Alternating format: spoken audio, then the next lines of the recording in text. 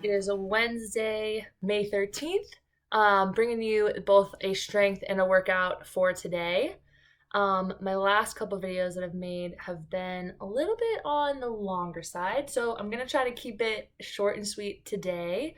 But before we start talking about the day, I do have to sneak in a couple jokes of the day. So here we go. Number one, what do you call a pig that does karate? A pork chop. Number two, what do you call an alligator detective? This is one of my favorite jokes. An investigator. Number three, why shouldn't you write with a broken pencil? Because it's pointless. And lastly, a lot of my neighbors have been hanging out outside lately because it's been so nice out. And two of my neighbors were playing Scrabble. And I noticed that one of the guys dropped his Scrabble letters all over the ground. So I walked by and I was like, hey, what's the word on the street?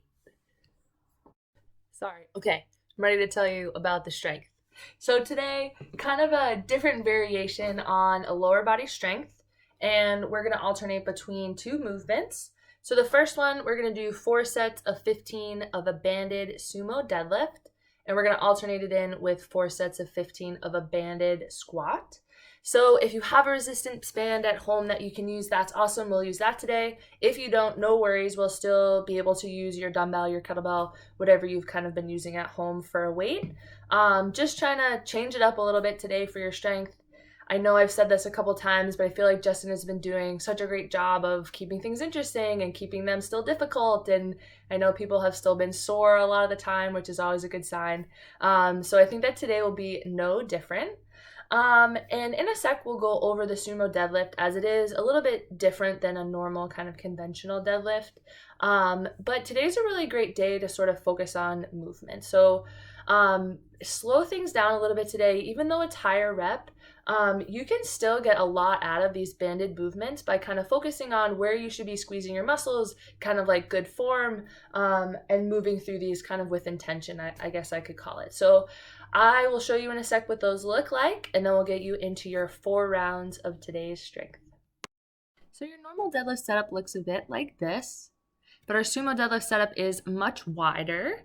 And then hands are going to be in between your legs today rather than on the outside like you would in a conventional deadlift. And then the sumo deadlift targets kind of like your hips, your glutes a little bit more, whereas your conventional deadlift hits more of your back and your hamstrings. So just so you kind of know what you're going for, what muscles you should be feeling for these. And then I think this side view shows the positions that we're looking for a little bit more. But hips and shoulders are rising together, chest is up a little bit, but on my way down, my shoulders are getting over what would be my barbell, but today it's going to be my band or my dumbbell. And then like I was saying today, I want you guys to focus on your movement. So thinking about like your mind muscle connection. And what I mean by that is purposely thinking about like lowering yourself down and then squeezing your muscles on the way back up. It's really easy sometimes to just go through the motions, but when you're really thinking about what you're doing, when you're thinking about the tension that you're kind of creating during an exercise, it's a really good way to build some strength. So that's going to be our focus today. And then this right now, I'm just showing you the banded squat. So you're just going to have to get that band over your shoulders onto your back like you would like a banded good morning. And then just a normal air squat. But again, going down nice and slow and then thinking about squeezing my muscles on the way back up. If you don't have a band, I showed you a couple ways that you could do these two movements as well.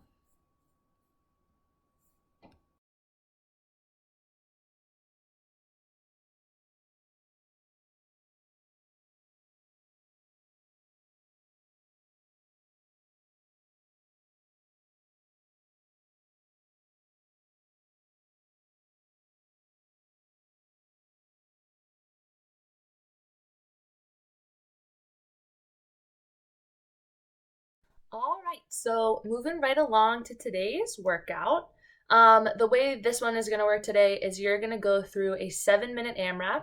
We're going to rest 3 minutes between, and then we're going to do it one more time. So 2 different 7-minute AMRAPs for today.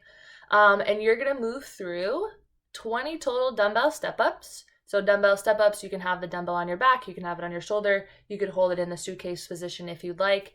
But 20 total, alternating feet stepping up each time. Then you're going to go to 20 sit-ups, Then you're going to go to 20 total single arm high pulls. But today, we're just going to keep it from the hang position.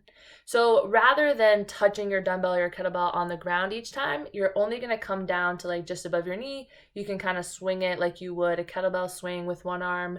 I'll show you what it looks like, but you're going to try to stay on that dumbbell today. So just a little bit different way to approach these single arm high pulls. Think about it like a barbell hang clean. So rather than going all the way down to the ground for a power clean, today is just going to be a little bit like the hang clean version. So pretty simple, straightforward day, a little bit lower reps. So trying to get it through a couple rounds in your 7 minutes. We'll rest 3 minutes. And then I know you guys all know the goal is to get the same score on round 2 that you got on round 1. So I'll show you what those single arm high pulls look like, and then we'll get you right into it.